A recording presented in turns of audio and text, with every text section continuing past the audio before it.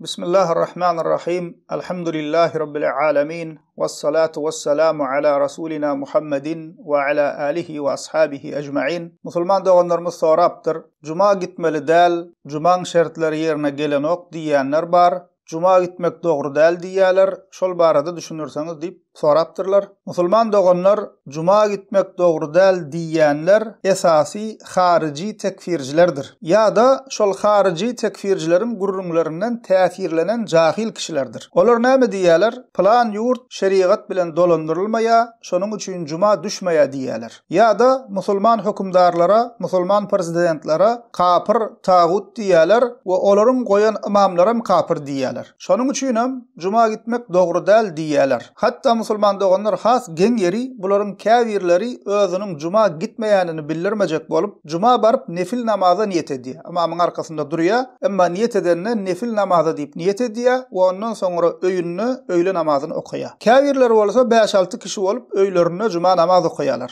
İslam fiqhyna görä musulman doganlar Cuma namaz öýde okulmaýar. Hatda musulman doganlar bu tekfirci haricilerin düşünjesine görä harwy kulluga gitmek hem ýalňyş, harwy kulluga gitmek küfür diýerler. Bu öňe sürýän zatlary, bu edýän işleri ählisi batyllar, sahih delillen, İslam fiqhyndan, ygtybarly ähli sünnet alimlaryň fetwalaryndan azaşmakdyr, azgynçylykdyr. Unsur musulman doganlar bu düşünjedäkilerin käbiri Türkdäki Ebu Hanzala diýilen kişi we şoňa beňzeş tekfirci hariciler diňläp allanýarlar. Edil käbir insanlaryň bidgatçy sowaplaryň ahlak baradaky, öwliýalar baradaky owadan sözlerine allanýyşlary ýaly käbir jahil musulmanlar tekfircilerin tawhid baradaky geplerini diňläp olary allanýarlar. Garaz musulman doganlar Cuma namazyň şerti tapylanok, Cuma gitmek dogry däl, musulman baş tutanlara kafir, tagut diýmek we şoňa beňzeş gepler, düşünjeler batyllar, hak ýoldan azaşmakdyr.